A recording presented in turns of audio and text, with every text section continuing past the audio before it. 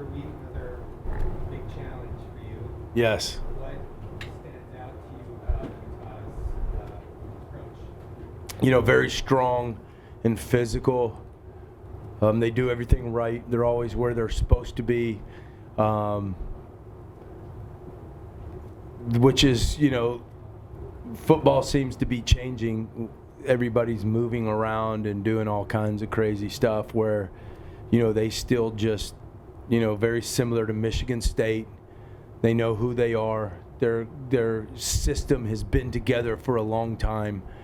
Their coaching staff, and they are who they are. They don't try to hide it, and they're just going to line up and try to, you know, do things better than you do, and then hit you really, really hard, tackle well, prevent big plays, and make you earn everything that you get.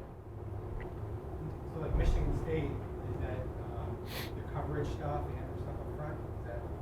Is that Yeah, you know how Michigan State was just they were a four-man front. Utah's a little bit more multiple. They will, you know, get into a 50 defense a little bit, but their coverages are, you know, they've just been doing the same thing over and over and over again for so many years, and they're really good at it, and there's no reason for them to change. We're at the halfway point. Just offense has had a lot of moving parts early on. Yes. But where do you think you guys are right now? Where do you think you made those progress? Yeah, I think we're in a good spot, especially with the offensive line being together. We still have our deficiencies, and we know what those deficiencies are so that we can plan ahead for them. So that has made it a little bit easier on us, and it helps us with our game plan as you kind of know what to do now. I think you know where we've made the biggest strides is you know in the run game. I think Jaden is getting very comfortable reading and the zones and all of that stuff in the run game. So I'm pleased where we're at with that. I think he's done a really remarkable job of having to change a little bit in the pass game each week because we have to piece things together because of our pass protection right now, and you know, eventually it'll get to where we want it to get, you know, once we get these youngsters grown up and taught and all that stuff, and they get a little bit bigger and stronger and more confidence, and you know, and that'll come some this year, but it'll come more so in the future. But we've had to piece together our passing game a little bit more than what we would want to do every week, and every week is like a new kind of game plan in our passing game, and his ability to handle that as a young kid at this point in time is extraordinary. Coach, do you feel, I mean, to piggyback off of that, he's getting each week more comfortable and just kind of used to your play calling, like seeing like Yes. where you want to go, just kind of each Yes. week, even though you're saying you're the passing game together, but he's kind of getting in sync with you play calling wise? Yes, I think so, and excuse me, we there's still going to be some growing pains, and I was pointing out today, excuse me, like on 2nd and 1 the other day when we had a play called, he threw a bubble, and which there was a bubble attached to that play, which is fine, you know, and he felt like he could throw it, he throws it, I give him that liberty. But just knowing situational football where you probably better serve to hand the ball off there on 2nd 1. But, you know, I always tell him if he feels like he can get 6 yards easy, throw it, let it go. And he felt like he could. So, but we had a talk after that, and he kind of like, yeah, I understand. And maybe, you know, you as take the little bit more conservative approach in some situations and situations in the game. But there's one thing that is just, you know, is I trust him. Like it feels so good in a 2-minute drill, and this is where we like have a really good relationship. Is I trust that he's not going to throw a bad interception or anything like that. I really do, and so I feel like I can call anything in our offense, you know, in a 2-minute situation, and just let it go, you know. And he's done, you know, as we all know, he's done a really good job of that. I made a reference to the running back down yesterday. Running back down. Oh, yes. Lack of, right. But where do you that in terms of like an issue right now, I guess as long as Eno's healthy, but is there a chance that you could work Flowers in there at all, or do you need to be sure that you're not wearing Eno out? No, yeah, you do have to be careful you're not wearing Eno out. And that's why we've gotten Kyle Williams some reps there. I was kind of hoping to get Kyle some reps in it running back the other day, but he banged his ankle up on a play, and so. But AJ thought he practiced really well today, so he's improving, and so we feel good about getting him in the game. But as long as Eno is okay and healthy, then I feel like we can. It's not a concern with me about the depth because we did move Kyle Williams over there for a period of time and let him learn everything, so he could play running back. Robert, are you able to give some perspective on the challenge of what Brandon Ayuk has been able to accomplish, just given that he was a junior college player, not really just calibrate that for us? Yeah, and I've been through this with a guy by the name of Quentin Patton, who was with me at Louisiana Tech, and Miles White. We're both junior college players, and Quentin was like, he was a punter and a safety, and he couldn't run a slant the same way 2 times in a row to save his life his first year. But you know what he did? It was very similar to Brandon. You could throw him a missile screen or a now screen, and you could tell he had something to him, and he was very flashy with the ball in his hand. But his routes and all of that stuff were just ugly. And at that next year, Quentin was a runner-up for the Bolitnikoff Award. He was up for it. And caught 100 and some balls for us, and was drafted, I think, in the 4th round. And that was 1 year.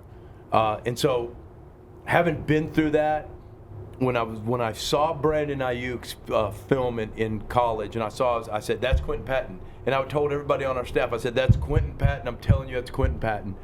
And I've been telling him that. I said, you're going to be so much better next year. Just wait till next year. I've told you guys that several times. I said, just wait till next year. I'm telling you, because you could just see he's got the lateral movement. He's quick. He's got great hands, and he's fast. And so I don't want to say that like bragging or anything, but I'm just saying that I knew this was going to happen because of my experience with those guys at Louisiana Tech. How much more room does he have to grow? When you think about Oh yeah. He's going to be, and he'll get a shot to play in the NFL. There's no question. And when he gets, he's just now reaching and starting, scratching the surface of his potential. Absolutely. What was your approach on the final drive schematically? What was it the plan to check down, every time? Thinking that Washington State had that covered. Yeah, no, those are all designed, and those are the design of the scheme. And his eyes it's usually a here to here, down to the back, here, down to the back, here, down to the back. And so in the summer, we try to design all of our schemes that have like maybe the same triangle, where the back is the third element in that triangle. And so wherever the triangle may be, it may be to the right, it may be in the middle, it may be over here to the left. That clock in his mind always is going down to the back, down to the back. And so that's that's already in the design of all of our plays, our pass game. Now going into this game against Utah, obviously you guys probably expected it to be a very physical matchup. And then last year, ASU dominated the line of scrimmage, but now coming to this matchup on the road and having that shuffling on the O-line earlier in the season, just how do you expect to match up physically? Yeah, we're a little bit physically behind where we were last year with the young guys, because no matter how many times you look at it, like Quinn Bailey and Casey, those guys were 4 years in a college weight room, and when you're really, really strong, you're really, really confident that a guy can't run you over on a bull rush. But when you're like, look like me or whatever, or some people in this room, is that if somebody come flying at you, you're gonna you know, you may flinch and you may get yourself in a really bad body position so that you could take that on, because that's just natural. Your body's saying, you're fixing to get run over, buddy, so you better brace for it. The stronger you are, the better positioning you're in, the more confident you're in, and you're able to stay in the good technique football position. And that's why older guys don't get beat as much as young guys, because they're confident and they stay in their stance, they stay in the proper position that their coach told them to, instead of freak out when they see a speed rusher or a bull rusher coming like young guys do. So, and that's where we're at with some of these guys, okay? So you have to overcome that with scheme, pass pros, different types of pass pros and all that stuff. So we're, you know, I'm not able to just call the pass plays this year. You can't just, like last year I would say, you know, let's run play A or play B, play C. Now it's like, hey, let's run play A, but this, you know, and you have to like make up for the deficiencies with the protection or chip blocking, or put another guy over there, put the tight end over there, or do something like that. So it's tougher. Everything's a lot tougher because of that. And so, you know, that's why it's a bigger challenge. And then plus we're going on the road, and we beat them the last 2 years. So I'm sure they're going to be ready to play. So it's going to be, you know, a really, really tough physical matchup, and we're just going to try to win ugly. I feel like on that reception that Kyle Williams had was stopped and then go again, he was trying to enter his best imitation there. Is that defenders? He stopped on a dive defender's foot. Yeah, he did. And then at the end, he did something weird. He like cut and went back into a guy, and I was like, man, you made the greatest move in the world to the worst move in the world, like within like 5 seconds, man. But no, he is a tremendous player. He's a really good space player. And I need to constantly remind myself of that. We need to get the ball to that guy in space, because he really can. He's been doing it for 3 years now. Have you seen any innovation for hyper HES? Oh, heck yeah. You know, Mike does a really good job of just talking to him, you know, about his experiences and things like that. Some of the drills that, you know, and I let Mike just run the quarterback individual drills, you know, and we do it together, and I'll let him lead it, because I want him to get experience coaching, because that's what you do with graduate assistants. They need to coach to be better coaches so that they can go on and move on. And he does a tremendous job. And the more that he does, the more I trust him, the more I give him.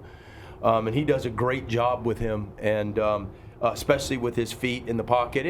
And he has a lot of drills. He's been several places, you know, in the NFL, and he's been with Phillip Rivers and learning some things from him and the drills that they did and all of that stuff, and he's brought here, and I've learned a lot of stuff from it too. It's been really good. No, he's been a tremendous help. Anyone else? Good. All right, thanks guys.